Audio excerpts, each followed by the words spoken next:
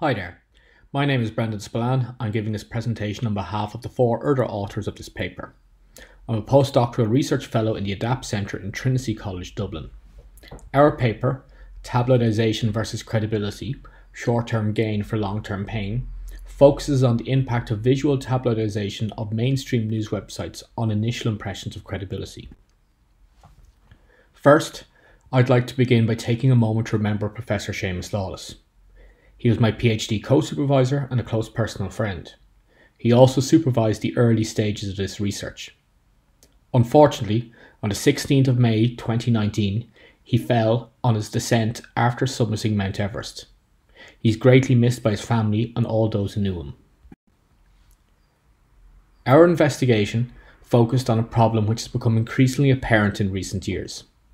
Some mainstream news websites have begun, in certain circumstances and in limited ways, to emulate the visual design and aesthetic of tabloid news websites. This is apparent in the use of colours, imagery, headlines, and increased levels of advertising placed in more prominent positions. In the last 2 decades, news agencies have invested heavily in their news websites. The rate of investment has accelerated in recent years as print readership has declined. Most, though not all news agencies, offer their news content for free in the hope that digital advertising and larger audiences would make up for the loss of sales of physical newspapers. A few decided against this approach and implemented paywalls early. Unfortunately, for most news agencies, the free content, digital display business model has failed. Visitors to many of the most popular news websites have plateaued or even begun to fall. Many news websites, which previously provided their news for free, are now implementing paywalls. Others, such as The Guardian, are appealing for consumers to become members to pay for high-quality journalism. This pressure has resulted in some mainstream news websites taking steps to try and increase visitor and the duration that they spend on the website. Others have been forced to monetize greater proportions of their web pages by increasing the amount of advertising. Tabloidization is not an unknown problem. It has received some attention in the literature, though most of this is from a journalistic perspective or in its wider impact on society. However, a lot of the related work is theoretical. Our work is empirical. Long term, we'd like to take a look at other aspects of tabloidization, such as the changes of content and message. However, we felt that it is important to first look at the impact of the visual tabloidization of news websites so we could take this into account in future. This is important because research has shown that the visual aesthetic of a news website impacts people's perception of the organisation and their receptiveness to the message, product or service. There are 3 main areas of related work: credibility, tabloids and first impressions. Focusing on credibility, there are 4 categories of definitions of the construct. The first defines this as a perceptual variable, which is judged by the receiver of the information. The second defines this in terms of believability. And the third defines this in terms of its dimensions. Common dimensions include trust, expertise, bias, fairness, etc. These vary depending on the conceptualization of credibility, what is being investigated, and the domain it's been investigated in. The last are philosophical. These often combine 2 or more of the other types of definitions in an attempt to create a more complete understanding of the construct. Much of the work on credibility can be thought of from 2 perspectives. There is the theoretical, defining what exactly credibility is, its individual dimensions and measures, and the construction and validation of scales. Then there is the application. Our experiment focused on measuring the credibility of the source and to a lesser extent of the medium, in this case news websites. In this particular instance, medium can be subdivided into channels. Specifically, it was a comparison of tabloid news websites and mainstream news websites. Several factors differentiate tabloid news websites from those of mainstream news websites. Many of these factors were inherited from their print publication forebears. Others are new. They obviously have a different focus. Tabloids tend to report soft news rather than hard news. Their investigative news tends to focus on celebrities' personal lives, including affairs they might be having, what they buy, or where they spend time. Tabloids also tend to use a lot of images which focus on sex and violence. These are often close-ups of people's faces, images highlighting injury or surgery, or the aftermath of violent accident or struggle. Tabloids also have large headlines, less text in articles, and more images and videos.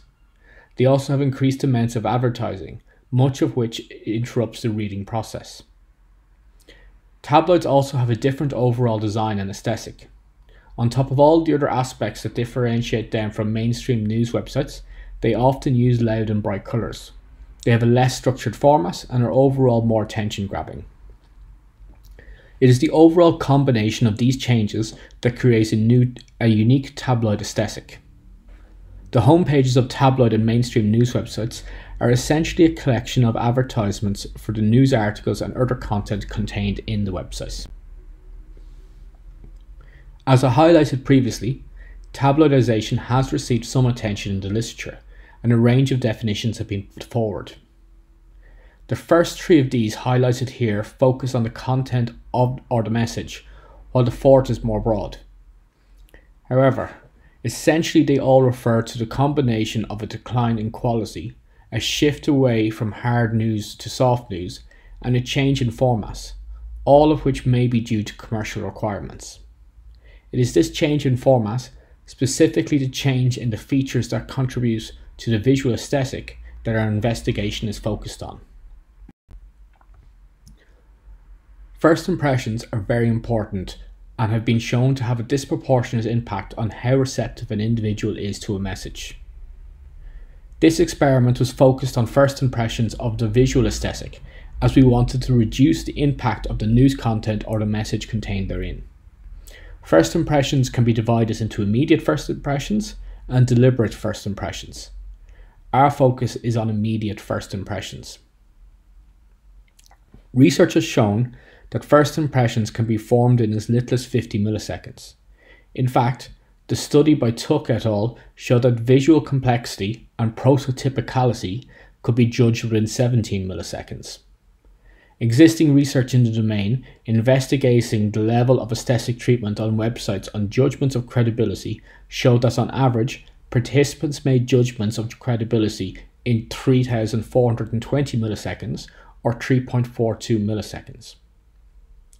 After some testing, we decided to display the website homepages for 2,500 milliseconds, as the pretest participants felt that this was sufficient for judgments of initial impressions of credibility to be made. The experiment was set up to search for large or significant differences between the baseline versions of each news website's homepage with no branding and their respective distorted versions, also with no branding, but with increased levels of tabloidization. Our hypothesis was a directed hypothesis based on existing research and our supposition, which we felt there would be a significant decrease in initial impressions of credibility.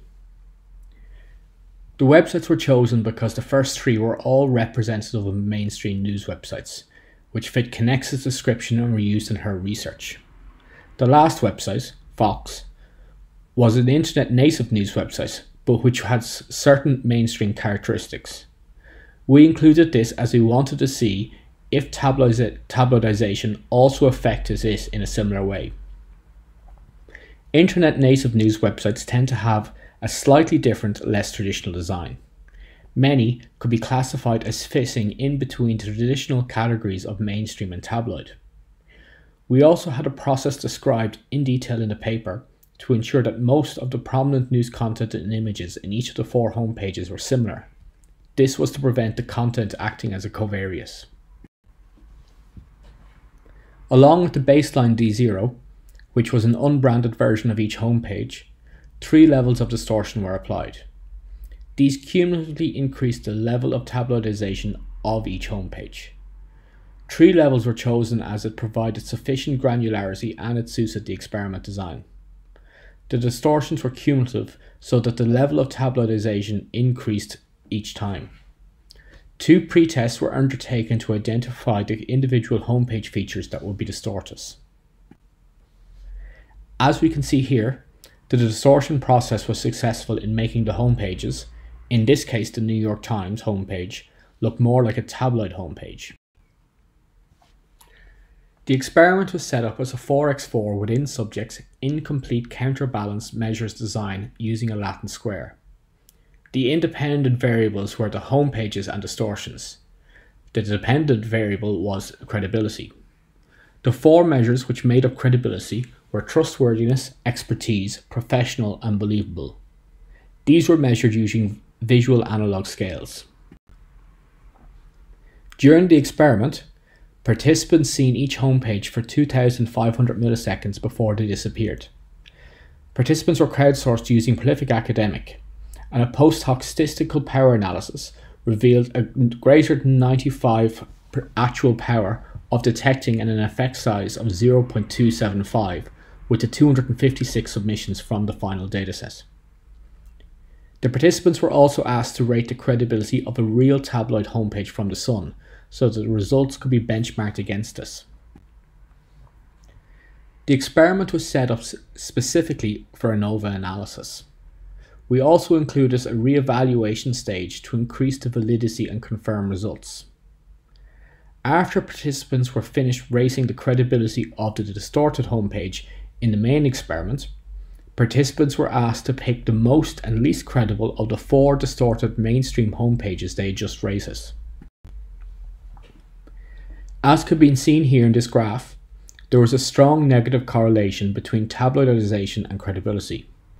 As the level of tabloidization increased, perceived credibility decreased in all four homepages.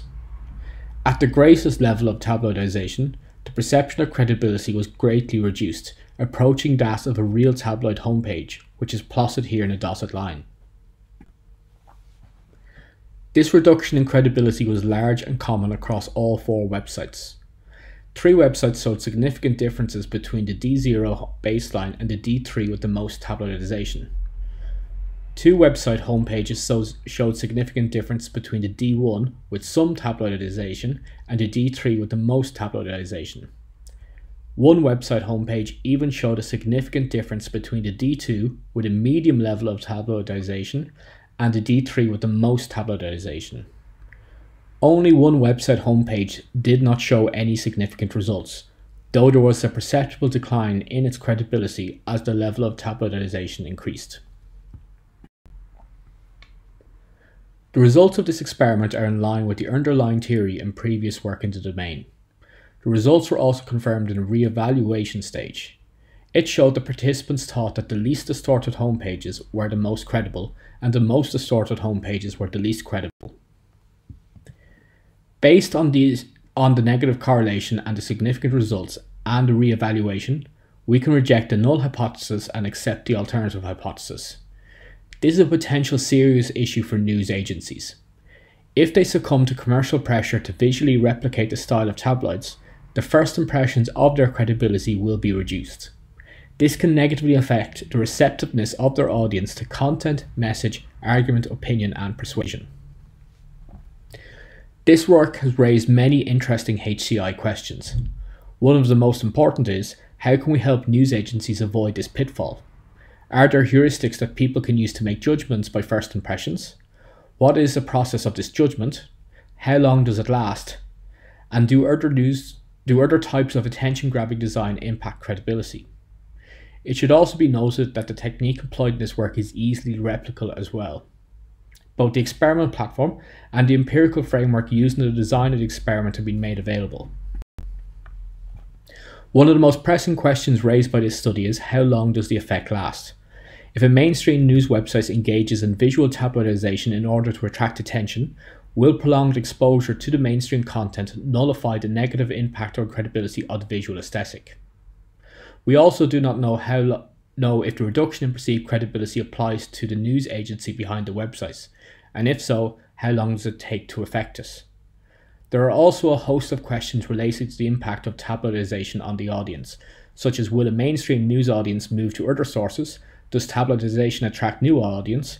What is the impact on visit duration? And is it worth it from a business perspective? I want to thank you for taking the time to listen to this presentation. A more detailed discussion of our investigation is in the accompanying paper. The following 3 slides show the references used in my presentation. Thank you.